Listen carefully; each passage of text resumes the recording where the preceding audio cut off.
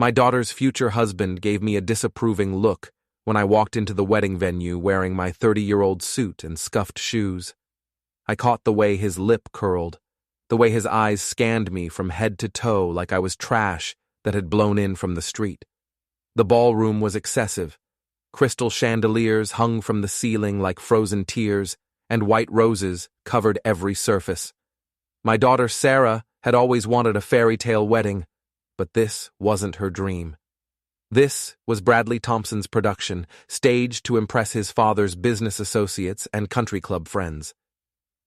I took my seat in the third row, not the first where the mother of the bride should sit.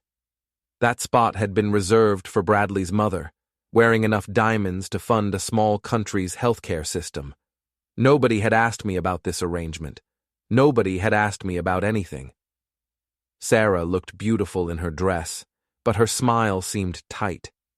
She kept glancing at Bradley's parents, seeking approval like a dog waiting for a treat. My daughter, who used to debate philosophy with me over breakfast, who had wanted to be a journalist, now worked at Bradley's father's investment firm doing God knows what. The ceremony was brief and cold. The officiant read from a script that mentioned eternal love and partnership, but I saw Bradley check his phone twice during the vows. Sarah noticed too, but she kept smiling. The reception was worse. I sat at a table near the kitchen doors, grouped with distant cousins I barely knew. Bradley's groomsmen table was next to the bride and groom, laughing loudly and toasting with expensive scotch. My mother, Sarah's grandmother, sat beside me in her wheelchair, her eyes sharp despite her 86 years. "This is wrong," she whispered to me. "That boy treats her like property." "I know, Ma. You should say something." "It's her wedding day. What am I supposed to do?" My mother's gnarled hand gripped my wrist with surprising strength.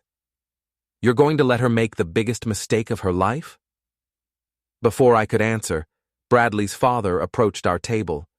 Richard Thompson Sr. was a Wall Street legend, the kind of man who destroyed companies before breakfast and felt nothing. He looked at me the way you'd look at a stain on expensive carpet.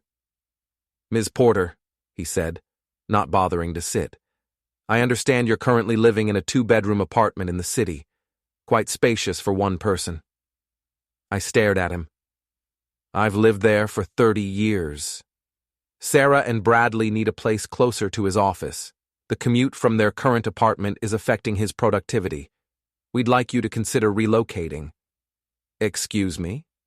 "We'll help you find suitable accommodation, something smaller, perhaps in Queens or even New Jersey, more appropriate for a single woman of your age."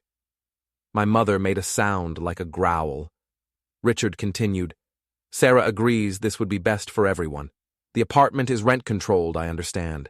We're prepared to compensate you for the inconvenience of breaking your lease." "That apartment isn't rent-controlled. I own it.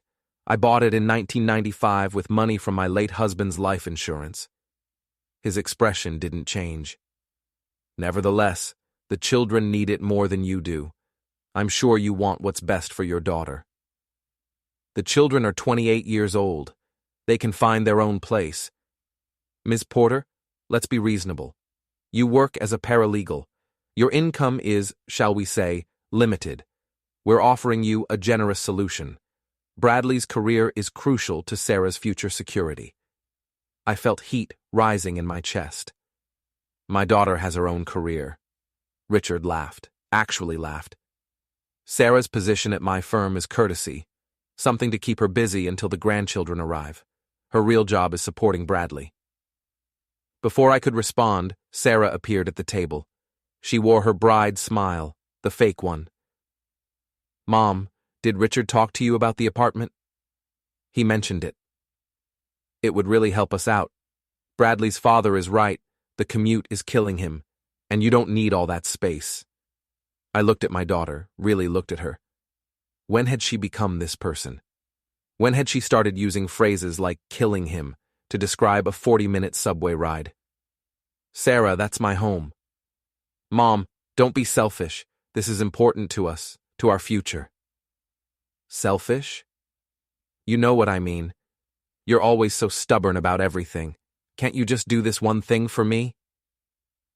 My mother's hand found mine under the table, squeezing hard.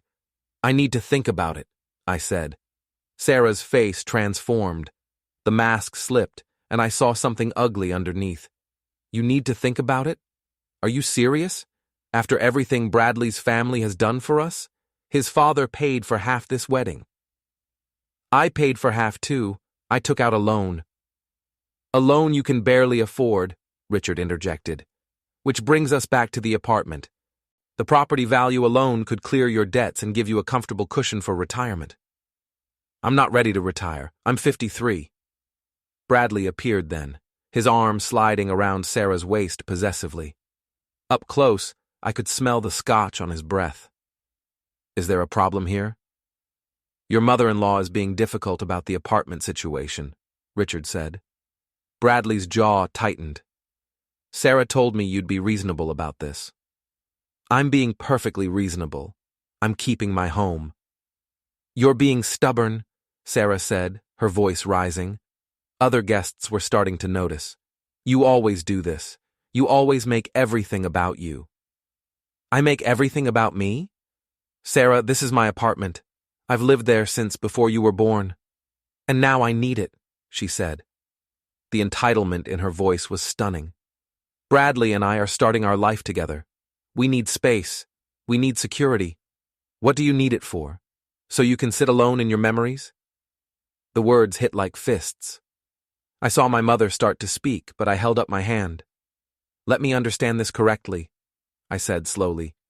You want me to give up my home, the place where I raised you, where your father died, so your husband can save 40 minutes on his commute? It's not just about the commute, Bradley said. It's about building our future. Dad says the investment potential in that neighborhood is significant. We could renovate, increase the value. There it is, I said. This isn't about living space. This is about profit. Richard smiled, showing too many teeth. Business is business, Miss Porter. Your daughter understands that now. Perhaps it's time you did too. I stood up, my chair scraping loudly against the floor. The conversations around us stopped. The band finished their song, and in the sudden quiet, my voice carried across the ballroom. No. Mom? Sarah said, reaching for my arm. I pulled away. I said no. The apartment is mine. I'm not giving it up. I'm not selling it. I'm not even discussing it further. Find your own place to live. Bradley's face flushed red. You ungrateful... Bradley, Richard warned. But Bradley was drunk and angry, and he'd been raised to believe he could have anything he wanted. She's been living off Sarah's income for years, he said loudly. Sarah told me how much she sends you every month. We've been supporting you, and this is how you repay us. The room was completely silent now. Everyone was watching. Sarah sends me money? I asked quietly. My daughter wouldn't meet my eyes. You needed help with bills. Bradley said it was fine. I never asked you for money. I never needed money. I've been paying my bills just fine. The electric bill last winter, Sarah said desperately. You said it was high. I said it was high. I didn't say I couldn't pay it. Sarah, what have you been telling him? The truth, Bradley interrupted. That you're a burden on her. That you guilt-trip her constantly. That you've never approved of me or our relationship. That you're jealous of what we have. I stared at my daughter. Is that what you told him? Mom, you don't understand. Then help me understand. Tell me how I became the villain in your story. Sarah's eyes filled with tears, but they were angry tears, not sad ones. You've always made me feel guilty for wanting more, for wanting a better life than you had, for marrying someone successful instead of settling for some nobody like Dad was. The words hung in the air like poison gas. My mother stood up from her wheelchair, and I realized she'd been faking the severity of her condition. She was old, yes, but not helpless. She'd been watching, waiting. Take it back, my mother said. Grandma, I didn't mean... Take back what you said about your father, or so help me God, I'll tell everyone in this room exactly what kind of girl you really are. Don't you dare, Sarah said. Try me, sweetheart. I've got 86 years of not giving a damn anymore. What are you going to do, disinvite me from future weddings? I'll be deceased before you need me again. Richard stepped forward. Ladies, perhaps we should take this somewhere private. No, I said. We're done here. Sarah, I love you. I'll always love you. But I don't know who you've become, and I'm not giving you my home so you can flip it for profit. I turned to leave, but Bradley grabbed my arm. His grip was tight, meant to hurt. Let go of me. You're going to ruin her life, he said. She'll resent you forever. Take your hand off my daughter, my mother said. Bradley ignored her. You're a pathetic old woman living in the past. Sarah doesn't need you anymore. She has me now. She has my family. We can give her everything you never could. Bradley, let her go, Richard said, noticing that several guests were filming with their phones. But Bradley was beyond reason. Sign over the apartment, or you'll never see Sarah again. We'll make sure of it. Is that a threat? I asked quietly. It's a promise. I looked past Bradley to my daughter. Sarah, is this what you want? She didn't answer right away. She looked at Bradley, at his father, at the expensive ballroom and all her new friends. Then she looked at me, and for just a second, I saw my real daughter, the one who was scared and trapped. But the second passed. Just give us the apartment, Mom. Please. It would make everything so much easier. Bradley released my arm and smiled, thinking he'd won. See? Sarah knows what's right for her future. I looked at that smile, at the casual cruelty in his eyes, and something inside me shifted. This wasn't just about an apartment. This was about power, about breaking me, about proving that they could take whatever they wanted. And that's when he walked through the ballroom doors. I saw him before anyone else did, probably because I was the only one looking toward the entrance instead of at the drama unfolding at my table. He was older now, gray at the temples, but I'd know that walk anywhere. Confident, measured, dangerous. Thomas Grant. After all these years. He scanned the room until his eyes found mine, and he smiled. Not a friendly smile.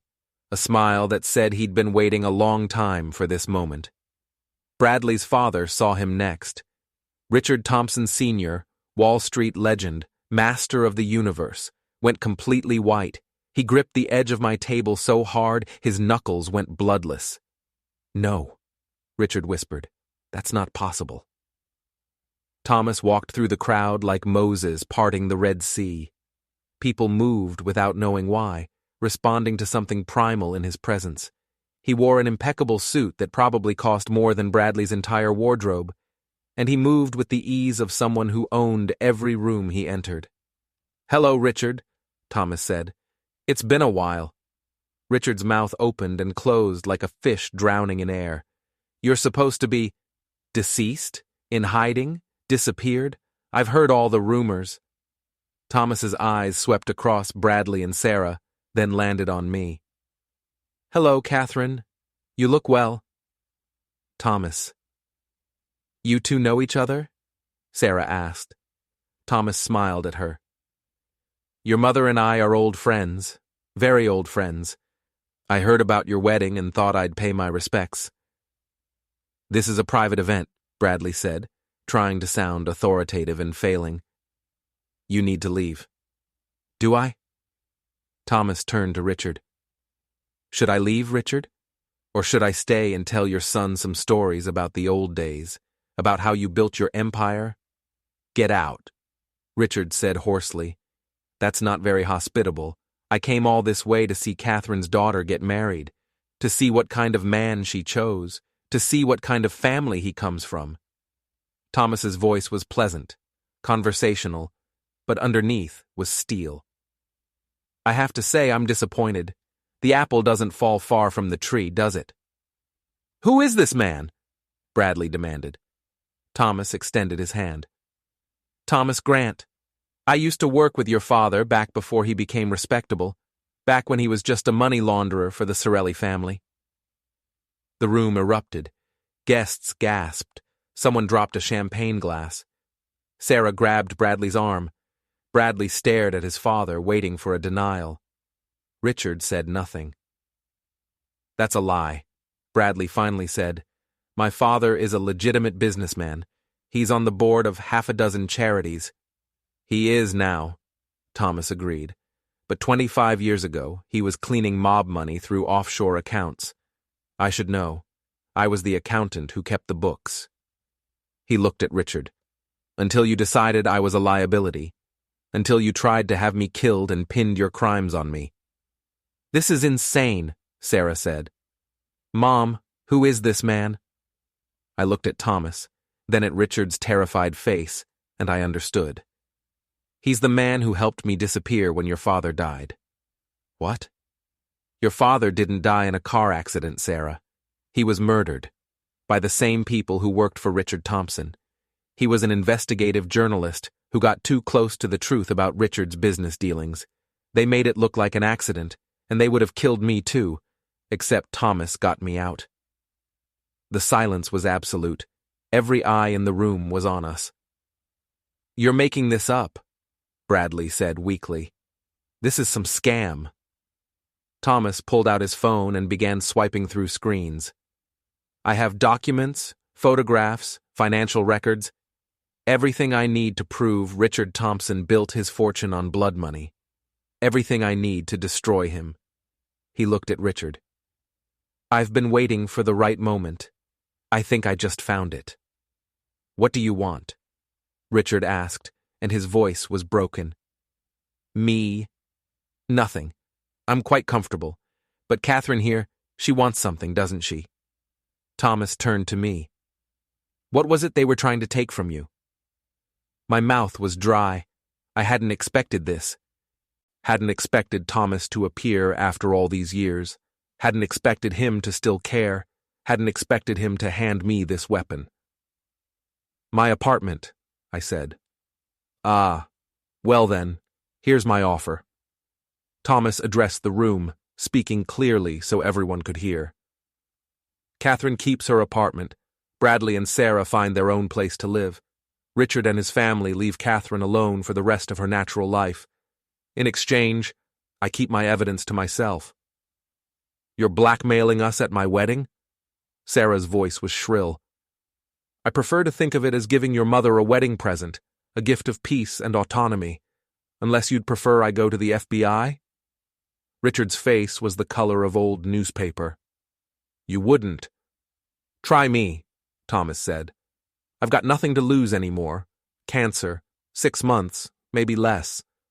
So I thought I'd tie up some loose ends before I go. Make sure Catherine is taken care of. Make sure her daughter understands what kind of people she married into." "Mom," Sarah said, turning to me. "Tell him to stop." I looked at my daughter. This stranger who called me Mom. This woman who had tried to take my home to please her husband. This girl I'd raised alone after her father was murdered. "No," I said. "What?" I said no. "You want to be part of this family? Fine. Be part of this family. But you don't get to take what's mine. You don't get to treat me like garbage and expect me to smile about it. And you definitely don't get to rewrite history and make your father into nothing." Sarah's face crumpled. Real tears now, not staged ones. "I didn't mean what I said about Dad." "Yes, you did. You meant every word, because that's what Bradley and his father taught you to believe, that your father was weak, that I'm weak, that people like us don't matter as much as people like them." "Catherine," Thomas said gently, "we should go." "Wait." My mother rolled her wheelchair forward. She looked at Sarah with something between pity and contempt. "You know what your mistake was, girl? You forgot where you came from. You traded your family for their money, and you didn't even get a good deal. These people are going to destroy you. Maybe not today, maybe not next year, but eventually. And when they do, don't come crying to us." She turned her wheelchair with surprising speed and headed for the door. I followed her, Thomas beside me. Behind us, I could hear chaos erupting, Sarah crying, Bradley shouting at his father, Guests arguing and pulling out their phones to record everything. At the door, I paused and looked back. Sarah was standing alone in the middle of the ballroom, her perfect wedding in ruins around her. For a moment, our eyes met, and I saw the question there. What now? I didn't have an answer. I just turned and walked away. Thomas drove us back to my apartment in a car that probably cost more than I made in 2 years. My mother sat in the back, staring out the window with a grim satisfaction that worried me. "You didn't have to do that," I said to Thomas. "Yes, I did. It's been 25 years. Why now?" He glanced at me, and I saw the weariness in his eyes. The gray wasn't just at his temples anymore. It was everywhere. "That wasn't your fault, wasn't it?" He turned onto my street. "I was the one who fed him the information about Richard Thompson. I thought he could expose the whole operation. I didn't think they'd kill him." My mother leaned forward from the back seat. "So you've been sitting on evidence against Thompson for 25 years? Why not use it before?" "Because if I exposed him, I'd have to expose myself. I'd go to prison. I had things to accomplish first, money to make, people to protect. But now?" He shrugged. "Prison doesn't scare me anymore." We pulled up to my building, a brownstone that had been converted into apartments back in the 70s. Mine was on the 3rd floor, 2 bedrooms, high ceilings, original hardwood floors. It wasn't much, but it was mine. I'd raised Sarah here. I'd mourned my husband here. I'd rebuilt my life here. "Are you really fading?" I asked Thomas as we helped my mother out of the car. 6 months, they said. Pancreatic cancer.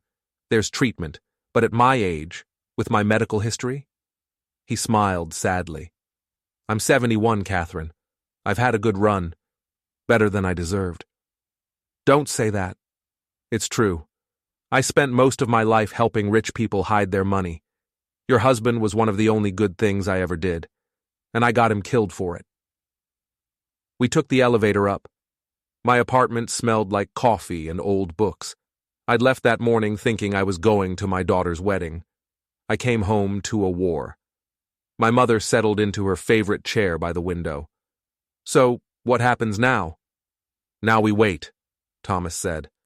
"Richard will try to figure out if I'm bluffing. He'll hire investigators, try to find my evidence, see if there's a way to neutralize me. But I've been preparing for this for 25 years. Everything's backed up in 3 separate locations, with instructions to release everything to the FBI if anything happens to me or Catherine." "You put me in your deceased man's switch?" I asked. "Of course, Richard's smart enough not to come after me directly, but he might try to use you as leverage. This way, you're protected." I sank onto my couch, suddenly exhausted. "My daughter is going to hate me." "Your daughter already hates you," my mother said bluntly. "Or at least she hates who you are. She wants you to be someone smaller, someone who knows their place. You disappointed her by being strong." "Ma." "It's true. I've been watching it happen for years. Ever since she started dating that boy. She changed. Started caring about things that don't matter. Started looking at us like we were embarrassing." Thomas sat down across from me. "Your mother's right. Sarah made her choice. She chose them over you. The question is, what are you going to do about it?" "What can I do? She's my daughter. She tried to steal your home. She publicly humiliated you at her wedding. She called her deceased father a nobody." Thomas's voice was hard. "At some point, you have to stop making excuses for her and start protecting yourself." I knew he was right, but it hurt to hear it said out loud. I keep thinking about when she was little. She was such a sweet kid. Curious, kind, always asking questions. I don't know what happened. Bradley happened, my mother said, and his father. They saw a young woman they could mold, and they molded her, turned her into exactly what they wanted. My phone buzzed, a text from Sarah. "Mom, we need to talk, please." I showed it to Thomas. He shook his head. "Don't respond. Not yet. Let her sit with what happened. Let her think about it. She's my daughter. And she tried to take your home. There are consequences for that, Catherine, even for daughters. I set the phone down, screen facing away from me so I wouldn't be tempted to look at it again. Thomas stood up. I need to go. I have some calls to make, some arrangements to finalize. But I want you to know, I'm serious about this. If Richard comes after you, if Bradley tries anything, if Sarah continues to pressure you, I'll release everything. I'll burn him to the ground. Why? I asked. After all these years, why do you care? He looked at me for a long moment. Your husband was my friend. One of the only real friends I ever had. He saw who I was, what I'd done, and he didn't judge me. He just tried to help me be better. And when they killed him, I ran. I hid. I let them get away with it because I was a coward. This is my chance to make that right. After he left, my mother and I sat in silence for a long time. Finally, she spoke. You know this isn't over, right? I know. Richard Thompson isn't going to just accept this. He's going to fight back. I know. And Sarah is going to be caught in the middle. I know, Ma. I know all of it. I looked at her. Did I do the right thing? Walking away? She reached over and took my hand. Her skin was paper thin, spotted with age, but her grip was strong. You did the only thing you could do. You stood up for yourself. Your daughter will either understand that eventually, or she won't. But either way, you'll still have your home. You'll still have your dignity. I feel like I lost her. Maybe you did. Or maybe she needs to lose everything to find herself again. Time will tell. My phone kept buzzing. Sarah, calling now. I let it ring. Bradley, leaving voicemails. I deleted them without listening. Richard Thompson from an unknown number trying to negotiate. I blocked it. I made tea. I fed my mother dinner. I pretended everything was normal while my world burned. Around midnight, there was a knock at my door.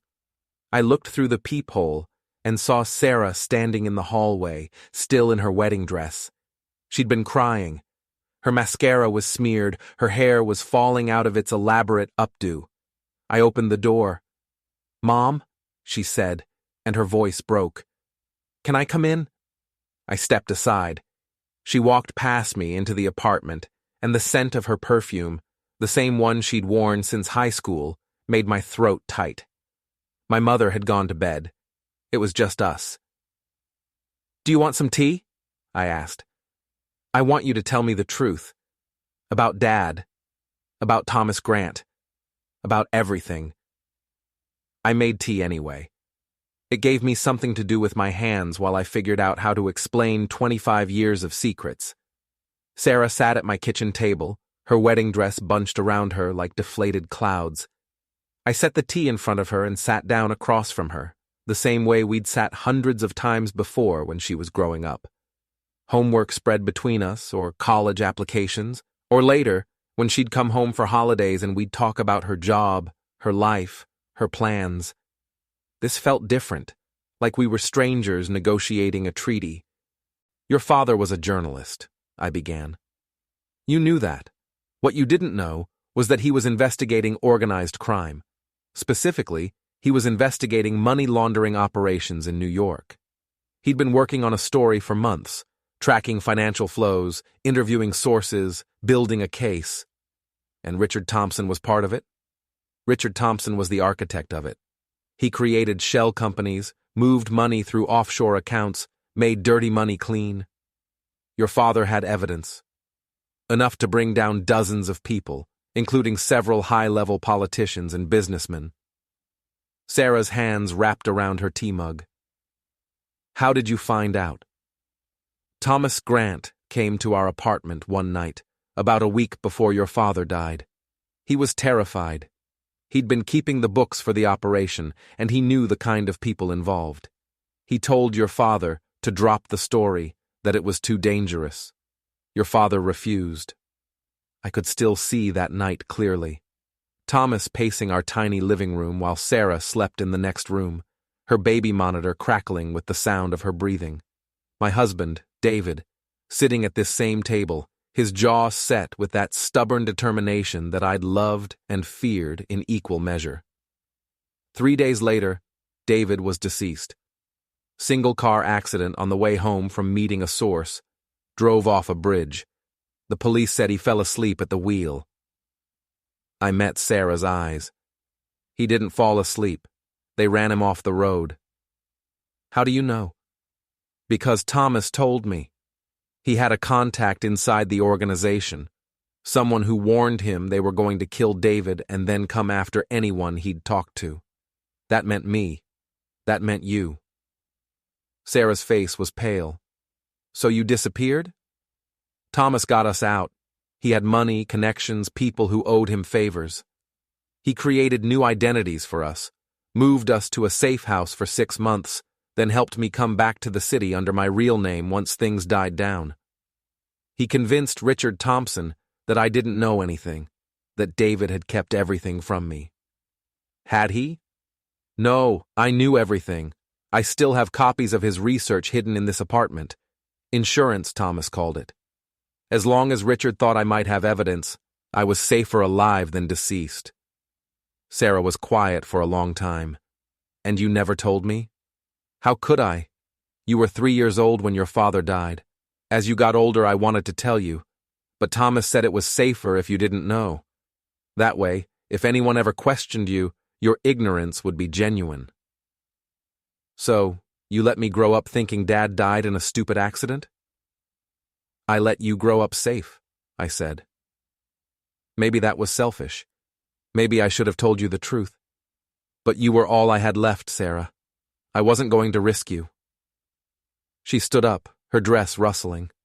She walked to the window, looking out at the street below. Bradley's father killed my dad. Not directly. But he gave the order, or at least he was part of the decision. Thomas was never sure exactly how high up the chain it went. And you let me marry into that family. Her voice was cold now, angry. I understood. She needed to be angry at someone, and I was the easiest target. I didn't let you do anything. You're an adult. You made your choice. I didn't know. She spun around, her face flushed. How could I make an informed choice when you kept the truth from me? She didn't answer. We both knew the truth. This is such a mess, she said finally. Bradley has been calling me non-stop. He says his father denies everything, that Thomas Grant is a con artist trying to extort money from us. Is that what Bradley thinks, or is that what he wants to believe? I don't know. I don't know anything anymore. She came back to the table but didn't sit. Do you really have evidence? Dad's research? Yes. Can I see it? I studied her face. She looked like my daughter again, the girl who used to ask 1,000 questions and never accepted easy answers. But I saw something else too. Calculation. She was trying to figure out her next move. Why do you want to see it? Because it's about my father. I deserve to know. That's not what I asked. Her jaw tightened. What do you want me to say, Mom? That I believe you? Fine, I believe you. That I'm sorry? I'm sorry. That I should never have tried to take your apartment? You're right, I shouldn't have. Are we done now? No, I said. We're not done. Because you're not sorry. You're scared. You're realizing that you married into a family that might be connected to murder and organized crime, and you're trying to figure out how to protect yourself. But you're not sorry for what you said about your father. You're not sorry for treating me like garbage. You're just sorry you got caught. That's not fair. Isn't it? We stared at each other across the kitchen, two women who had once been everything to each other and were now almost strangers. I love Bradley, she said finally. I know you do. He's a good man. He's not his father. Are you sure about that? She flinched. Don't do this. Don't make me choose between you and him. I'm not making you choose. You already chose. At the wedding, in front of everyone, you chose him. You chose his money, his family, his world. And that's fine, Sarah. That's your right. But don't expect me to pretend it doesn't hurt. Mom, I'm not done. You asked me why I didn't tell you about your father. Here's another truth. I didn't tell you because I was afraid of this exact moment. I was afraid that if you knew what kind of people we were dealing with, you'd be too scared to live your life. I wanted you to have a normal childhood, a normal life. I wanted you to be happy. Well, congratulations, she said bitterly. I'm miserable. Then leave. Walk away from Bradley and his family. We'll figure something out. I'll help you. It's not that simple. It's exactly that simple. You just don't want it to be. She grabbed her phone from the table. I need to go. Bradley's waiting. Of course he is. At the door, she paused. What are you going to do with the evidence? Are you going to give it to the FBI? That depends on what Richard Thompson does next. What if I asked you not to? For me? Then I'd tell you that some things are more important than family loyalty. Your father died trying to expose corruption. I'm not going to let that be for nothing.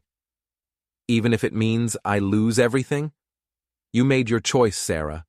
Now live with it. She left without saying goodbye. I heard her footsteps on the stairs, then the building's front door closing. I stood at my kitchen window and watched her get into a car where Bradley was waiting. They drove away into the night. My mother appeared in the doorway wearing her nightgown. You were too hard on her. Was I? She's confused, scared. She needs her mother. She needs to grow up, I said. She needs to understand that actions have consequences. I spent her whole life protecting her, Ma. Maybe it's time she learned to protect herself. Or maybe you're pushing her away because you're scared of losing her. I turned to look at my mother. I already lost her. Tonight just made it official. My mother shuffled over and put her arms around me.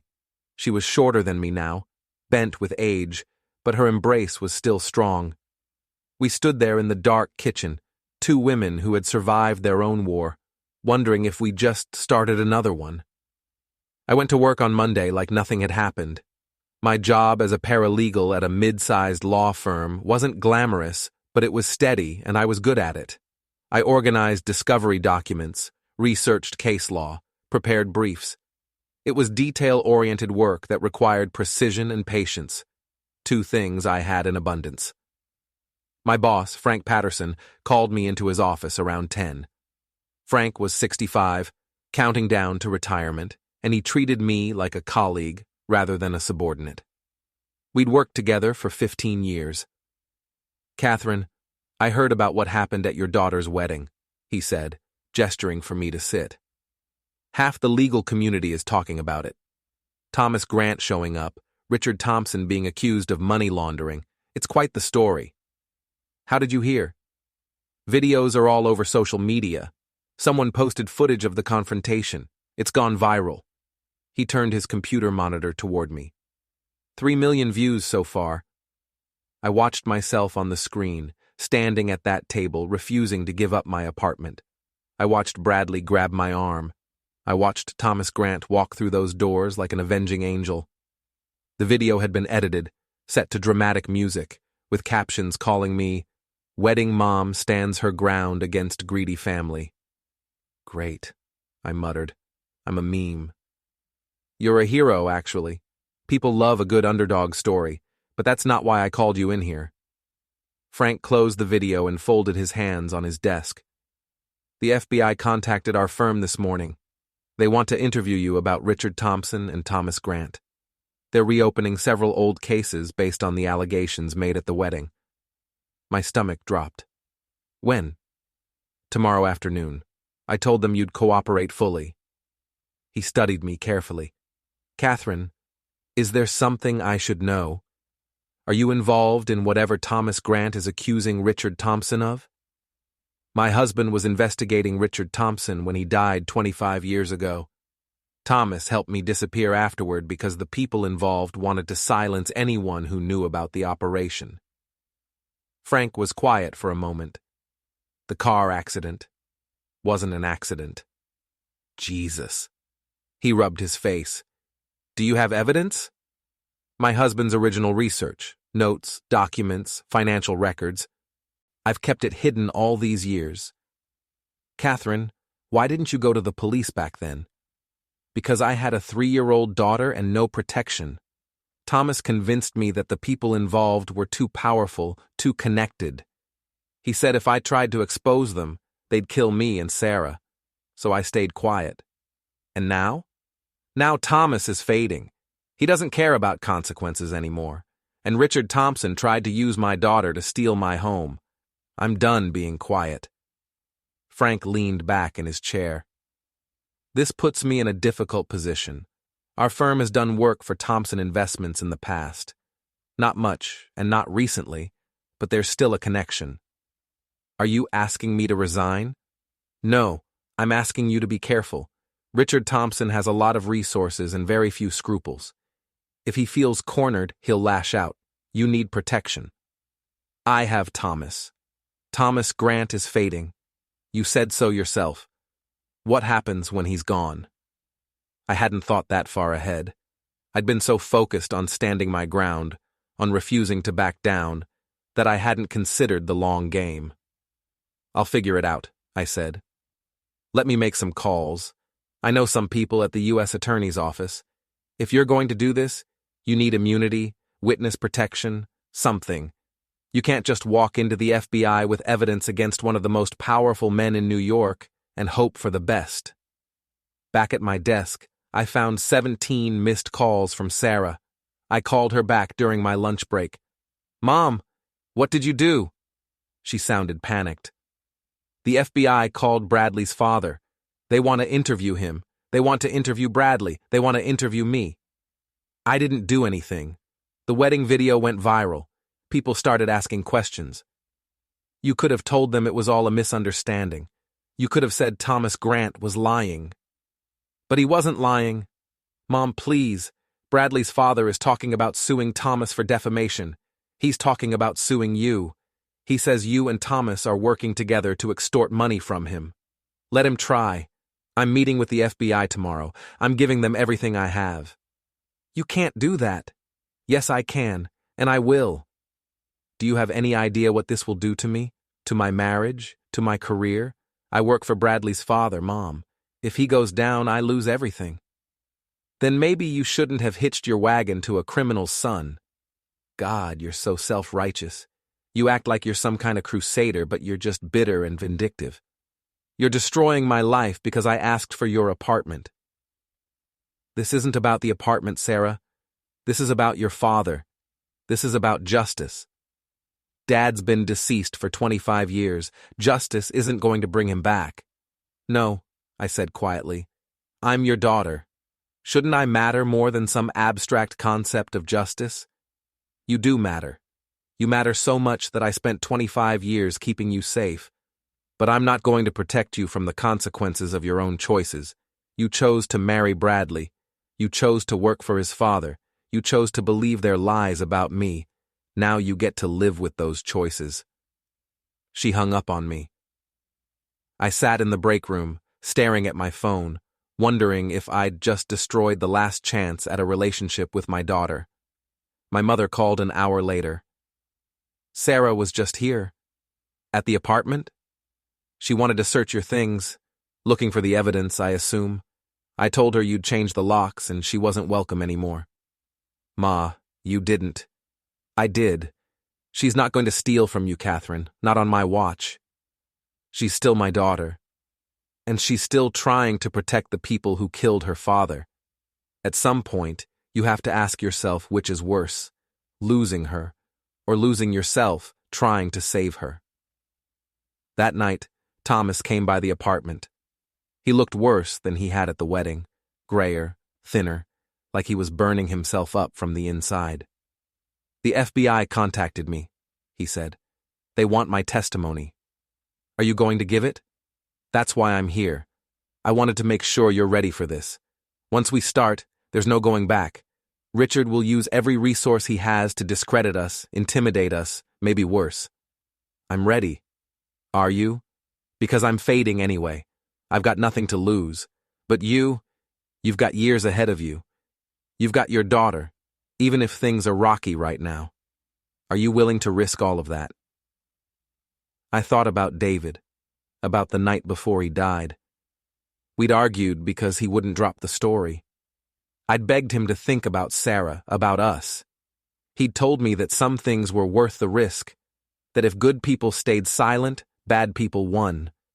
I'd hated him for that, just for a moment, hated him for choosing his principles over his family. Now I understood. "I'm willing," I said. Thomas nodded slowly. "Then we do this together. I've already started transferring evidence to the FBI. Financial records, testimony from people who worked in the operation, communications between Richard and his associates. It's enough to build a case, but it'll take time." "How much time?" "Months, maybe a year. The FBI will need to verify everything, build their own investigation. Richard's lawyers will fight every step of the way. It's going to be ugly." "What do I need to do?" "Testify. Give them your husband's research. Be prepared for your life to be torn apart. Richard will dig into your past, your finances, your relationship with David. They'll try to paint you as a gold digger, a liar, a woman scorned. They'll say you're making this up for attention or money. Let them try." He smiled sadly. "You're braver than I ever was. Or more foolish. Maybe both." He stood to leave. "Catherine, there's something else. Richard made contact with me through a lawyer. He's offering a deal." "What kind of deal?" "He'll give you the apartment outright, deed in your name. He'll set up a trust fund for you, $2 million. In exchange, we both sign NDAs and drop everything." $2 million? It's a lot of money. Enough to retire comfortably, travel, whatever you want. He's desperate, Catherine. He knows if this goes to trial, he'll lose everything. He's offering you a way out. I walked to my window and looked out at the street. Same view I'd had for 30 years. Same brownstones across the way, same trees that bloomed every spring, same bodega on the corner where I bought milk and newspapers. This was my home. Not because of the walls or the floors or the high ceilings, but because it was mine. I'd earned it. I'd built a life here. And no amount of money could replace the feeling of looking out this window and knowing I'd stood my ground. "Tell him no," I said. "You sure?" "I'm sure. My husband died trying to expose Richard Thompson. I'm not going to let him buy my silence with blood money." Thomas nodded. "I'll let him know. But Catherine, this means war. Richard has tried the nice approach. Now he'll try everything else." "I know." After he left, I sat in the dark and thought about Sarah. About the little girl who used to crawl into bed with me after nightmares, who used to ask why Daddy couldn't come home, who used to draw pictures of our family with all of us holding hands. That girl was gone. Maybe she'd been gone for years and I just hadn't wanted to see it. My mother was right. I was pushing Sarah away because I was scared of losing her. But the truth was, I'd already lost her. Now I was just fighting to keep from losing myself, too. The FBI interview happened in a gray room that looked exactly like every cop show on television. 2 agents, one older man named Morrison, and a younger woman named Chen, who reminded me uncomfortably of Sarah. They spent 4 hours going through David's research. I'd brought everything: notebooks, printed emails, financial spreadsheets, photographs. 25 years of evidence, preserved in plastic bins in the back of my closet. "Why did you keep this?" Morrison asked. "Insurance. Thomas told me that as long as Richard Thompson thought I had evidence, he'd leave me alone." "Did it work?" "For 25 years, yes, until he tried to take my apartment." Agent Chen looked up from the notebook she'd been reading. "Mrs. Porter, your husband's notes mention several other people involved in the money laundering operation. Did you ever have contact with any of them?" I gave them names, dates, everything I could remember. Some of the people David had investigated were deceased now. Some had retired. A few were still active in business and politics. "This is going to be complicated," Morrison said finally. "The statute of limitations has expired on most of these crimes, but conspiracy to commit murder has no statute of limitations. Can you prove it?" "That's what we need to find out. Thomas Grant's testimony will help, but we need corroborating evidence. Witnesses, documents, something concrete that ties Richard directly to the order. What about the person who actually killed my husband, the one who ran him off the road? Deceased, Chen said quietly. Car accident 3 years after your husband died. Probably not a coincidence. I felt something cold settle in my stomach. Richard tied up loose ends. It's looking that way, but that makes our case harder. Without witnesses, we're relying heavily on financial records and circumstantial evidence. The interview ended with a warning. Stay away from Richard Thompson and his family. Don't discuss the case with anyone. Don't try to gather additional evidence on my own. Let the FBI do their job. I agreed to everything and left feeling like I'd just lit a fuse without knowing how long it would burn. Sarah was waiting outside my apartment building when I got home. She looked terrible, like she hadn't slept in days. Her hair was pulled back in a messy ponytail, and she wore sweatpants and a Columbia hoodie from her college days. They interviewed me for 6 hours, she said. They asked about Bradley, about his father, about my wedding. They wanted to know if I knew about the money laundering, if I'd ever seen anything suspicious. They treated me like a criminal. You're not a criminal. You're a witness. I don't want to be a witness. I want this to be over. It's not going to be over for a while. She followed me up to the apartment. My mother was watching the news, which was running a story about Richard Thompson. Prominent investor under FBI investigation. They showed footage from the wedding, photos of Richard from various charity events, and a statement from his lawyer calling the allegations baseless and motivated by personal vendetta. They're destroying him, Sarah said. He destroyed himself, my mother replied, without looking away from the TV. Sarah sat on the couch, deflating like a balloon. Bradley wants me to divorce him. I stopped halfway to the kitchen. What? Not divorce, just separation. His lawyer says it would be better if we weren't legally connected during the investigation. Make me look less complicit. What do you want? I don't know. I don't know anything anymore.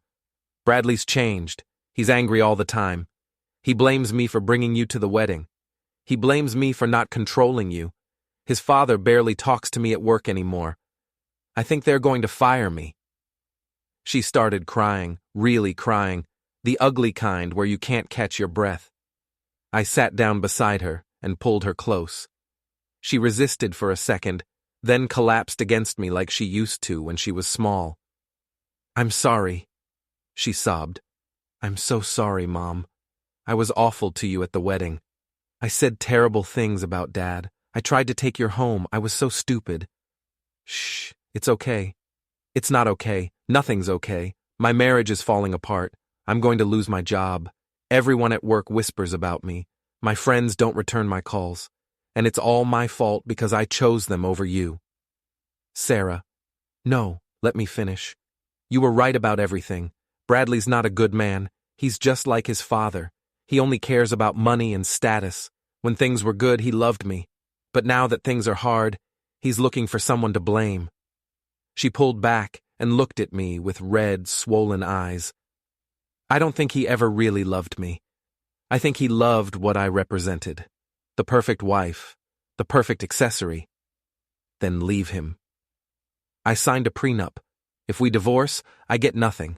And with all this FBI stuff, I can't even get a job anywhere else. Who's going to hire me? Everyone thinks I'm complicit in my father-in-law's crimes. You're not complicit. Aren't I? I worked at his company. I helped manage accounts, process transfers. What if some of that money was dirty? What if I was helping him without knowing it? I hadn't thought about that. Neither had the FBI, apparently, or they wouldn't have let Sarah leave after 6 hours of questioning. Did you tell the FBI about the work you did? Of course. They took all my work files, my computer, everything. They said they'd be in touch. She wiped her face with her sleeve. Mom, I'm scared. What if I go to prison? You're not going to prison. You didn't know what Richard was doing. But I should have known. I should have asked questions. I should have wondered why his returns were so much better than everyone else's. I should have been smarter. My mother turned off the TV and joined us on the couch. 3 generations of women trying to figure out how we'd ended up here. Sarah, my mother said gently, let me tell you something I learned a long time ago. You can't save yourself by destroying your mother. Those men were using you to get to her, to get her apartment, to control her. You were a tool to them, and now that you're not useful anymore, they're throwing you away. I know, Grandma. Good. Because here's what you do next. You stop apologizing. You stop feeling sorry for yourself. You stop trying to protect Bradley and his father. You tell the FBI everything you know. You cooperate fully. You become their star witness, and then you rebuild your life. I don't know if I can. Of course you can. You're a Porter woman. We survive. My mother's hand found Sarah's. Your grandfather died when I was 35 with 4 kids to raise. I survived. Your father died when your mother was 30 with you to raise. She survived. You'll survive too. Sarah looked at me. Will you help me? Always, I said. But you have to be honest with me. No more lies, no more secrets. If you know something about Richard's business, you tell me. If Bradley threatens you, you tell me. If you're scared, you tell me. Can you do that? Yes. And Sarah, you need to move out of Bradley's place. Tonight. Pack a bag and come stay here until you figure out your next move. There's no room. You can have my old room, my mother said. I'll take the couch. My back's killing me anyway.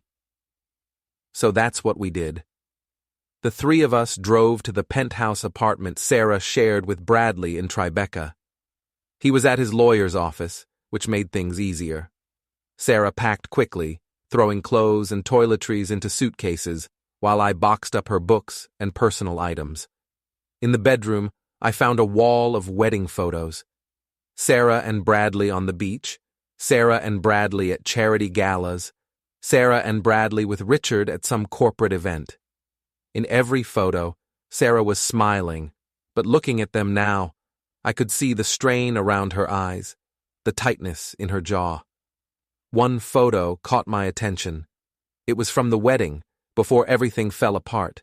Sarah in her dress, Richard kissing her cheek, Bradley's arm around her waist. They looked like the perfect family. But in the background, barely visible, was my mother in her wheelchair, watching with an expression I recognized now. She'd known. Even then, she'd known it was all wrong.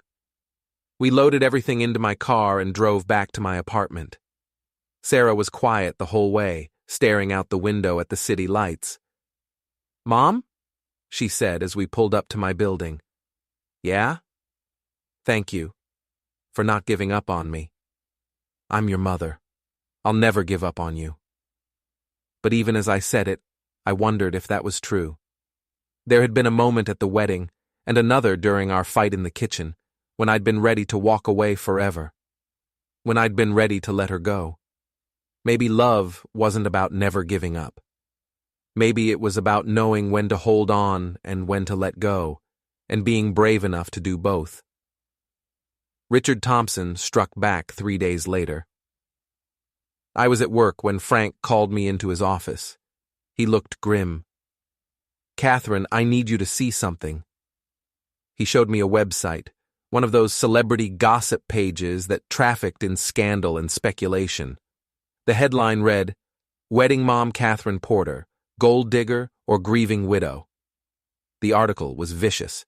It claimed I'd been having an affair with Thomas Grant for years, that David had discovered it and confronted me, and I'd arranged his murder to be with Thomas and collect the life insurance money, that I'd fabricated evidence against Richard Thompson as revenge for him discovering my crimes, that Sarah had tried to intervene at the wedding and I'd publicly humiliated her. There were quotes from anonymous sources close to the family, photos of me looking angry or upset, taken out of context. "This is all lies," I said. "I know, but it's out there now and people are reading it. The comments section is brutal." He wasn't exaggerating. Thousands of comments called me a murderer, a whore, a con artist. People were posting my address, my phone number, even my mother's medical records. How did they get this information? Richard Thompson has resources. Private investigators, hackers, journalists on his payroll. He's trying to destroy your credibility before the FBI case can move forward. Can we sue? For what? The article is carefully worded to avoid direct accusations. It's all speculation and anonymous sources, and even if we sued, it would just draw more attention. My phone started ringing. Unknown numbers. I let them go to voicemail. Within an hour, I had 50 messages. Some were reporters asking for interviews. Others were angry strangers calling me names I won't repeat. I went home early. Sarah was at the apartment working on her laptop. She looked up when I came in. Did you see the article? Yeah. Bradley sent it to me with a message. This is what you get for choosing her over me. She closed her laptop.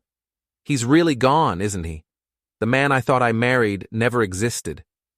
Maybe he did exist. Maybe people change when they're under pressure. Or maybe I just never saw who he really was. My mother came out of the kitchen carrying tea. She'd seen the article too. Those bastards, they're trying to make you look like a villain. It's working. My office phone has been ringing nonstop. Frank's worried the firm will get dragged into this. So what do? We fight back, Sarah said. We tell the truth. The truth is already out there. People just prefer the lie because it's more interesting. Then we make the truth more interesting. Sarah opened her laptop again. I've been documenting everything. Emails from Bradley and his father, text messages, work documents. I think some of this stuff shows Richard was actively laundering money through the firm. If we release it, we control the narrative. The FBI told me not to share evidence with anyone. I'm not talking about evidence. I'm talking about showing people who these men really are. Fighting fire with fire. I looked at my daughter, this woman I'd raised to be kind and honest, now proposing we wage a media war against her husband and father-in-law. When did you get so ruthless? She smiled grimly. I learned from you. Over the next week, Sarah and I became a team. She had contacts in journalism from her college days, people who owed her favors.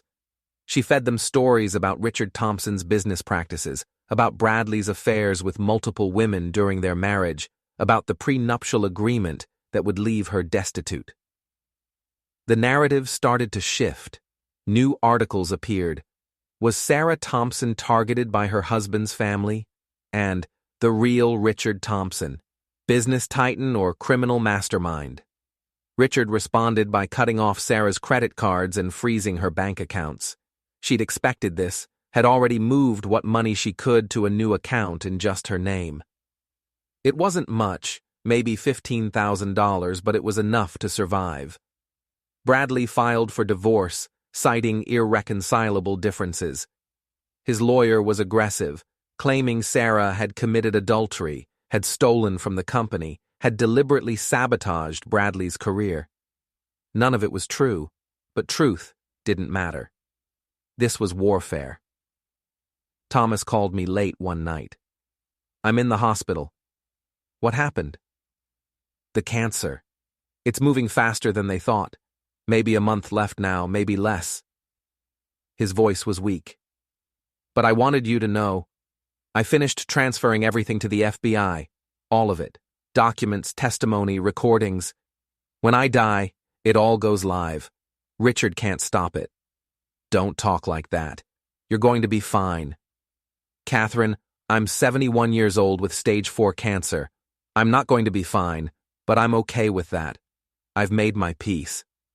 He paused. How's Sarah? She's strong, stronger than I gave her credit for. Good. She'll need to be. Richard's not done yet. He's going to go after her next, try to paint her as complicit. Make sure she has a good lawyer.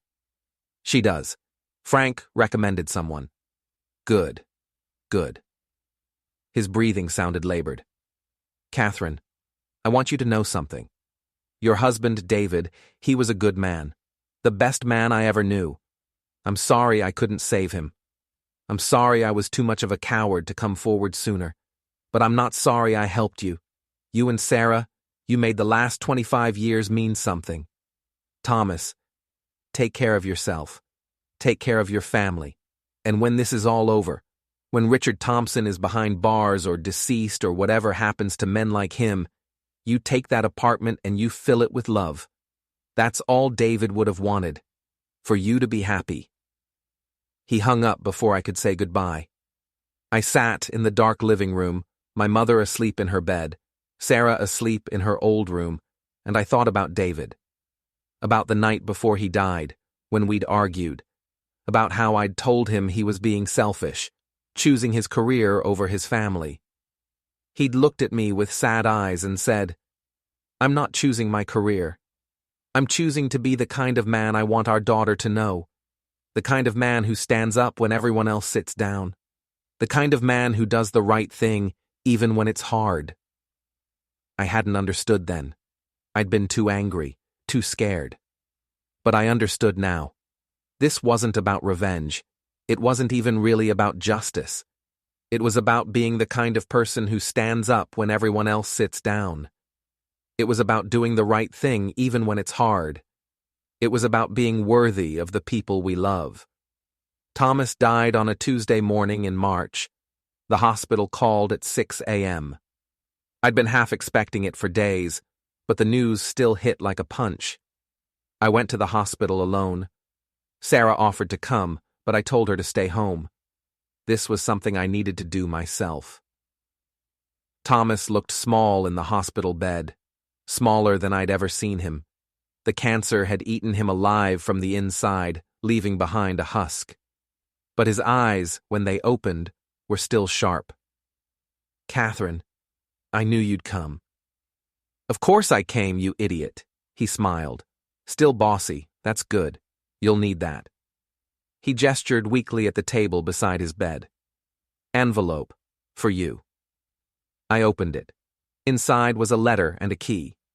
"The key is to a storage unit in New Jersey. Everything's there. More evidence, backup copies, things even the FBI doesn't have yet. If something happens to me, if Richard finds a way to suppress the investigation, you use that. You burn him to the ground. Thomas, the FBI has everything. They have what I gave them, but there's more. There's always more." His breathing was shallow now. Promise me you'll finish this." "I promise. And promise me you'll take care of Sarah. She's a good kid. She just got lost for a while. We all get lost sometimes." "I will." "Good." His eyes closed. "David would be proud of you. I want you to know that. He'd be so proud." He didn't wake up again. I sat with him for another hour, holding his hand, until the monitors started beeping and the nurses came running. They worked on him for 10 minutes before calling it. I called Sarah from the hospital lobby. "Thomas is gone." "Oh, Mom, I'm so sorry." "He left us something. Evidence. A storage unit in New Jersey. We need to get it before Richard finds out." "Mom, maybe we should just let the FBI handle it." "The FBI doesn't know about this. Thomas kept it separate, insurance in case something went wrong. We need to get it now." We drove to New Jersey that afternoon. The storage unit was in a nondescript facility off the highway, one of hundreds of identical orange doors in a grid pattern. Thomas's key opened Unit 247. Inside were filing cabinets, boxes, and a laptop. Sarah started going through the files while I booted up the computer. What we found was devastating. Thomas had documented everything, not just Richard Thompson's money laundering operation, but connections to organized crime, to political corruption, to murders. There were names I recognized from the news, people who held positions of power and influence. There were photographs, recordings, financial transactions. "Mom," Sarah said quietly, "this is bigger than we thought. Richard wasn't just laundering money. He was facilitating corruption at the highest levels. Congressmen, judges, even some people at the FBI. That's why Thomas kept this separate. He didn't know who he could trust." "What do we do with it?" I looked at my daughter. She'd changed so much in the past few weeks. The polished, people-pleasing woman who'd tried to take my apartment was gone. In her place was someone harder, sharper, more real. We do what Thomas asked. We finish this. We spent the next 3 days digitizing everything in the storage unit. Sarah set up an encrypted cloud backup and multiple physical copies hidden in different locations. We were careful, paranoid even, checking for followers and wiping our digital footprints.